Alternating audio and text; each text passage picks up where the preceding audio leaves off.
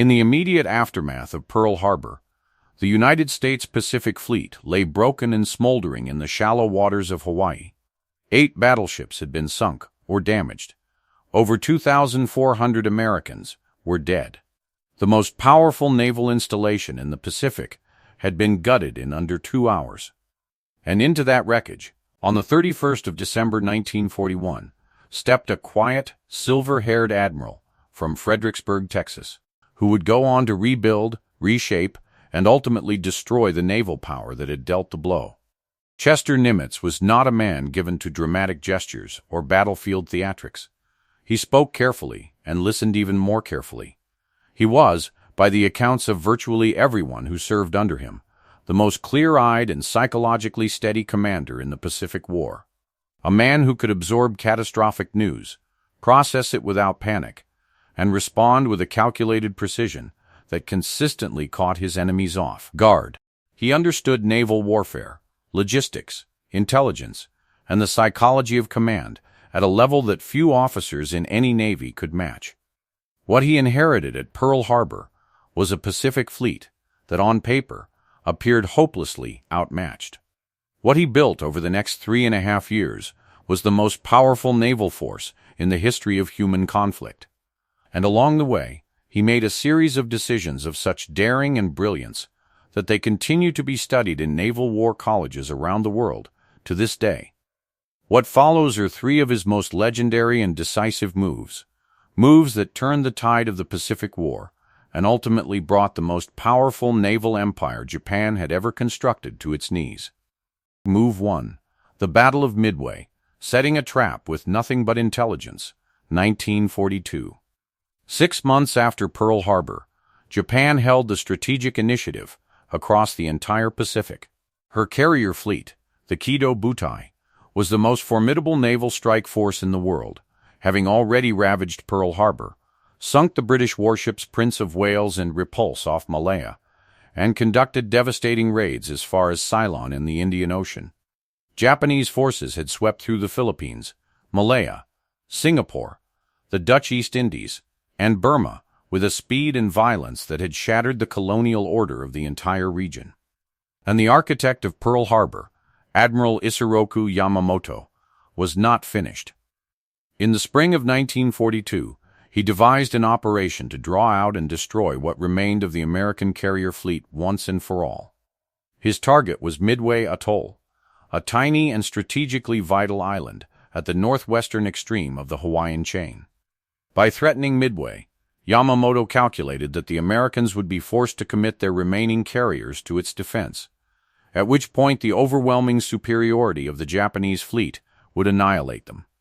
With American naval power eliminated in the Pacific, Japan could consolidate her empire behind a defensive perimeter so vast that any Allied attempt at rollback would be unthinkably costly. The plan was built on a foundation of total Japanese information dominance.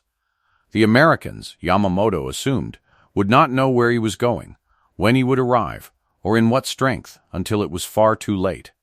That assumption was catastrophically wrong, because of a decision Nimitz had made months earlier. Nimitz had invested absolute priority and resources into the Navy's code-breaking operation at Pearl Harbor, a unit known as Station Hypo, led by the brilliant and eccentric Commander Joseph Rochefort. Working around the clock in a basement beneath naval headquarters, Rochefort's team had been steadily cracking the Japanese naval code known as JN-25. By May 1942, they had broken enough cipher traffic to give Nimitz something priceless, advanced knowledge of the attack. But the intelligence picture was not clean. Naval intelligence in Washington argued the target was not Midway, but somewhere in the South Pacific, possibly even the American mainland. Nimitz listened to all of it, weighed the evidence, and backed Rochefort's analysis completely. The target was Midway. The attack would come in the first days of June. And Nimitz now had the one thing Yamamoto had never imagined the Americans would possess: time to prepare an ambush. The disparity of forces could not have been more stark. Yamamoto was bringing 4 fleet carriers, 2 light carriers, 11 battleships, and an enormous supporting armada. Nimitz could muster 3 carriers, the Hornet, the Enterprise, and the recently repaired Yorktown, which had been so badly damaged at the Coral Sea that Japanese intelligence had already concluded she was out of the war entirely. Her repairs were accomplished at Pearl Harbor in an astonishing 72 hours by over 1,400 workers.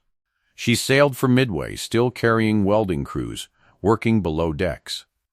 Nimitz positioned his 3 carriers northeast of Midway, in a location the Japanese had no reason to search, and waited for Yamamoto to walk into the trap. On the morning of the 4th of June, 1942, the Japanese carriers launched their first wave against Midway, exactly as Rochefort had predicted. But in the critical window, while the Japanese decks were crowded with refueling and rearming aircraft, American dive bombers found them. In 5 devastating minutes, 3 of Japan's 4 fleet carriers, the Akagi, the Kaga, and the Soryu, were turned into blazing wrecks. The 4th carrier, the Hiryu, was sunk later that afternoon. All 4 carriers that had struck Pearl Harbor 6 months earlier were on the bottom of the Pacific.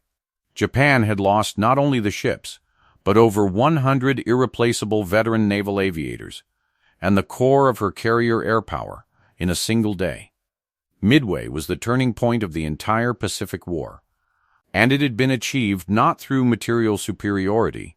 The Americans were dramatically outgunned, but through intelligence, careful preparation, and the absolute conviction of one admiral who had backed his codebreakers against the institutional skepticism of Washington and been proven completely right. Move 2. Island hopping, bypassing strength to strike at weakness. Following Midway, the strategic momentum in the Pacific began to shift. But the geography of the Pacific presented a challenge, unlike anything faced in the European theater. Hundreds of islands and atolls, many of them heavily fortified and garrisoned with Japanese troops who had demonstrated they would fight to the last man, stood between the American Navy and the Japanese home islands. A conventional approach, attacking each position in sequence and reducing it by force before moving on, would have required years of brutal fighting at an appalling cost in lives, extending the Pacific War well into the late 1940s.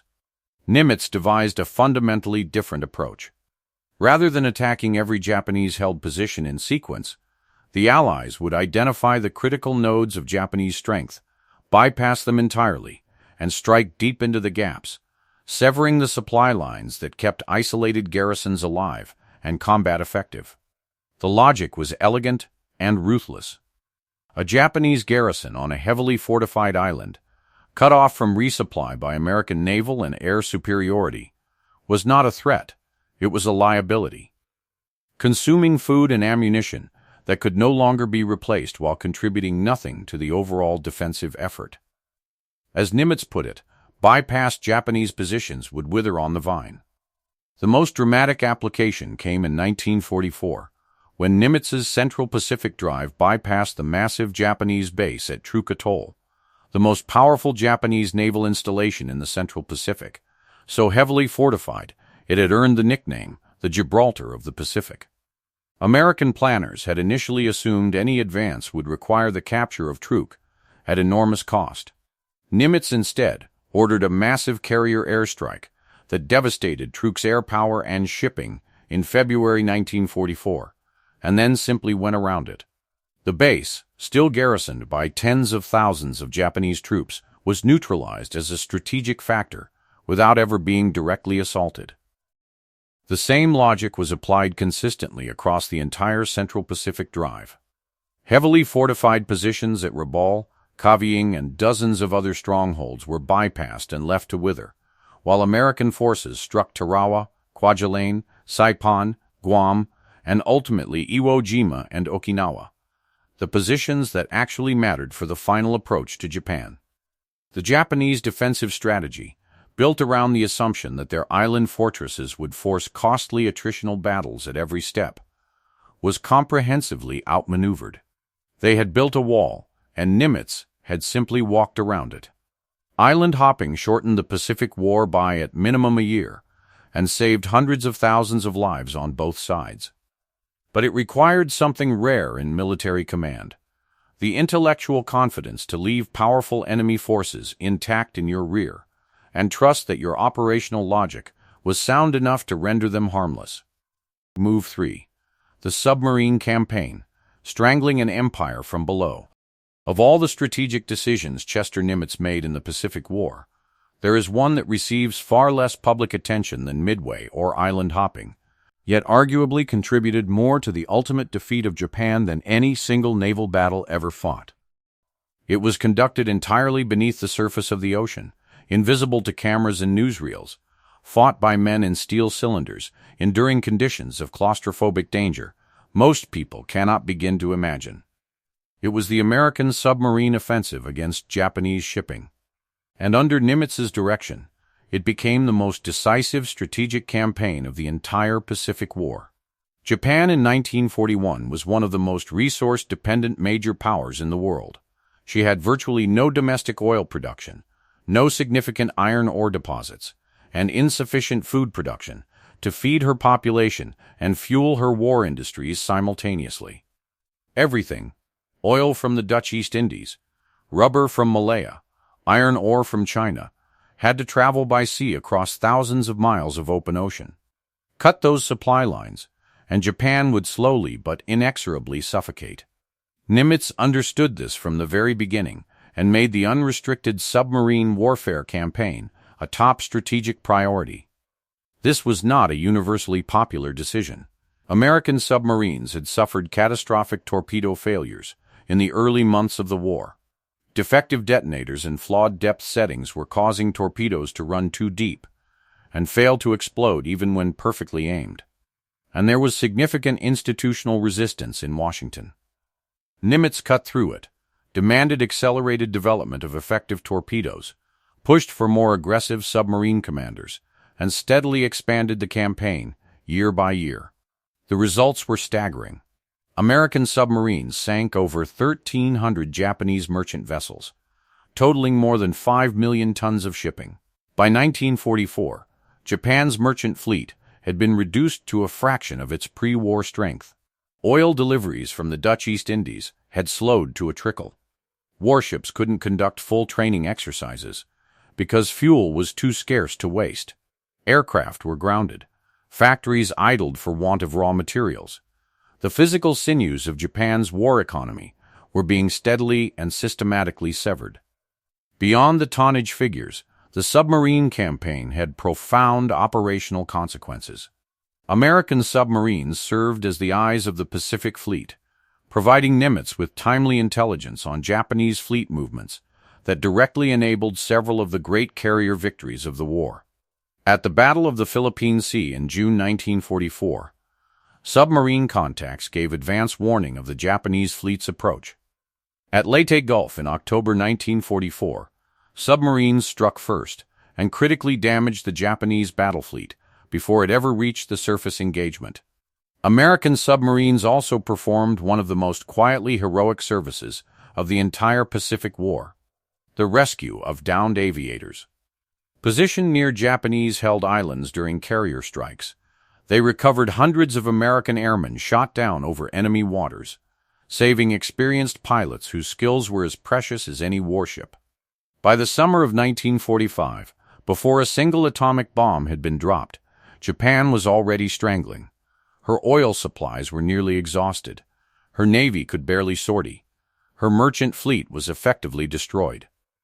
Historians continue to debate the relative contributions of the submarine campaign, the strategic bombing, the island-hopping advance, and the atomic bombs to Japan's ultimate surrender.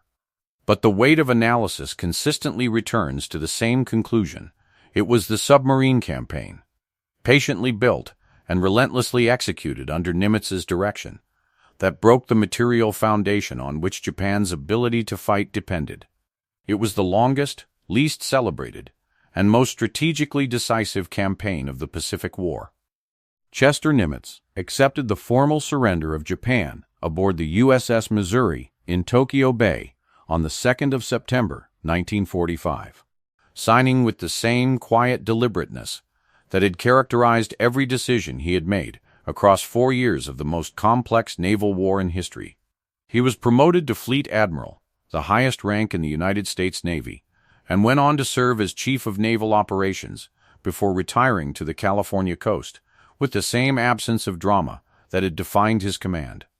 He never sought the spotlight MacArthur courted so relentlessly. He never projected the volcanic personality of Patton or the iron certainty of Montgomery. What he projected, consistently and without fail, was something rarer and more valuable: sound judgment, unshakable steadiness, and the ability to see the Pacific War whole, at every level simultaneously, from the codebreakers in their basement to the submariners beneath the ocean to the carrier, pilots above it. In that sense, Chester Nimitz was not merely one of the great admirals of the Second World War. He was the right man, in the right place, at the single moment in American naval history when everything depended on getting it right. Thank you for watching. Who do you think was the most indispensable naval commander of the Second World War? And which commander should we cover next? If you enjoy the content, consider subscribing. See you again soon.